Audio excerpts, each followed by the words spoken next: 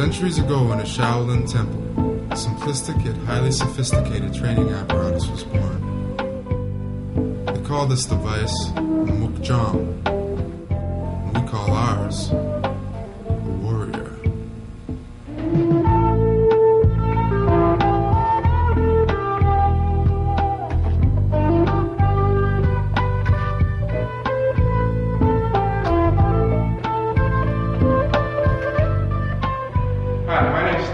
President of Leechild Innovations, Inc., Chief Designer of the Warrior line of martial arts training equipment.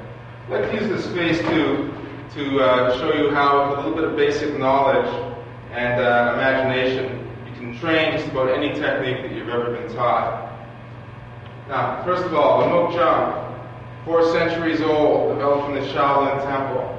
This is a Leechild unit that Bruce Lee had a few innovations that he decided to make to it in the mid-60s. And this is following his basic design, where here we have a head, approximately 6 foot tall. We have a chin, we have a neck, we have a collarbone. These 2 arms can be thought of as just a person's arms in a high position. This lower arm could be an arm in a low position, it could be a leg in a mid position. This lower unit here obviously represents a person's leg. The trunk can quite often represent a person's rear leg. Now, in this particular unit, we have a heavily padded head, allowing you to hit with a closed fist, elbow. In fact, you could even headbutt it if you wanted to. We also have a spring back leg. Many people think that when a dummy is sitting in a base, that it's got to be what is called a dead man dummy. This is not the case with the warrior. If you'll notice, you have some back and forth play here, you have some rotational play here, and in the leg as well. In every direction you stomp or kick it, it'll just bounce back to the center. Okay?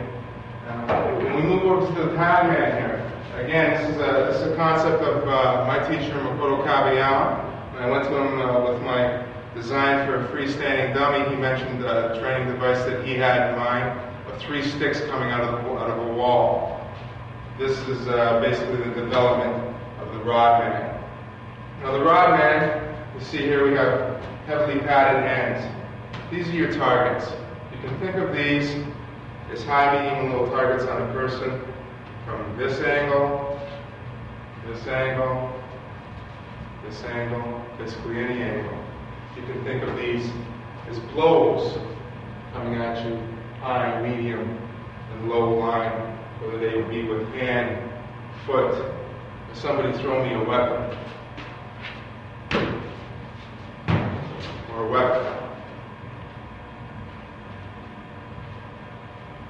So whatever technique you might use to defend yourself, basically now with that little bit of knowledge as far as how to reference the various appendages in this phase 2, you should find it quite easy to transfer any techniques you've ever learned. I'm going to get my training partner and friend, godfather of my son, Jason Lanzewski, in here. He's helped us out a lot from the very beginning, from concept to completion of these units.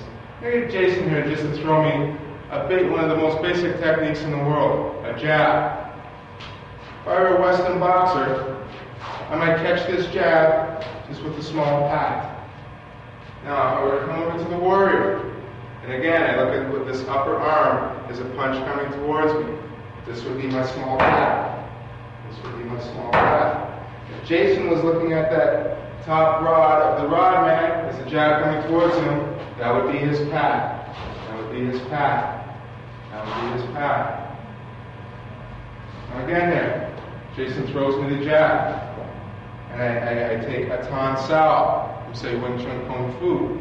I would also use in many Chinese martial arts. A tan sao. And again, look at this top arm as the blow coming towards me to protect myself with this tan sao. If Jason would look at the pad man as the punch coming towards him, use his tan sao like so. So again, regardless of your art, say it was maybe a karate, more Japanese martial arts, I lock up with my block. I treat this as a reverse punch now, because that's what Jason threw. Here I am, locking out hard. Here I am, locking out hard. If Jason were to treat that pad man. Now again, you see he gets much less resistance from the pad man. Still, he's always getting his lines. One thing to mention here now about the pad man. Although it doesn't give you a lot of resistance, what it does teach you is something very important. This is something Ted Wong told me the day that I presented the warrior to him. But the most important thing with throwing blows is your recovery, your footwork and your recovery. Now, if I want to take this and throw hard punches, I've got to understand that I don't care if I'm Roy Jones Jr., Muhammad Ali, I'm going to miss at least 60% of the punches that I throw. Now, with this pad man, when I throw a hard punch, everybody's seen this in a fight. The guy throws a punch, he's way out of balance, and he gets blindsided. With this pad man, you can hit hard, but always be recovering with your footwork. Now again, say Jason stands up here. He throws me the old jab. I decided to do a couple more things now. Now again, I might be slapping his arm. I'm not punching him in the face. I'm not driving my knee into his thigh. Here's the warrior. I can punch it in the face. I can drive my knee into its thigh as many times as I want. Now, Jason might take a motorcycle helmet and put it on. Let me do my techniques. Stick my fist through the face mask. It's going to get uncomfortable quite quickly. If you're in the warrior, your silent partner, you can go as long and as hard as you like.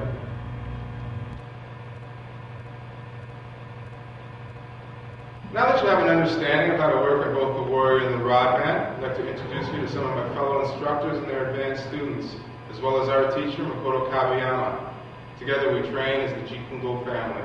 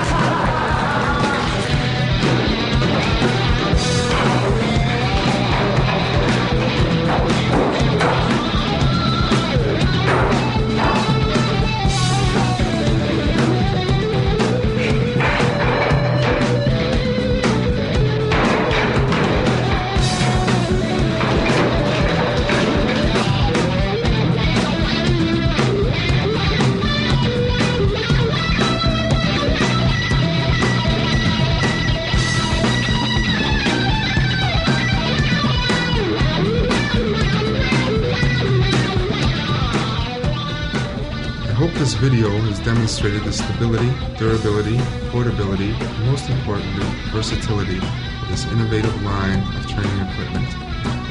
It's been my hope and belief that martial artists of all styles and disciplines could reap the benefits that hundreds of warrior owners worldwide already share. It was my dream. Now it's your reality.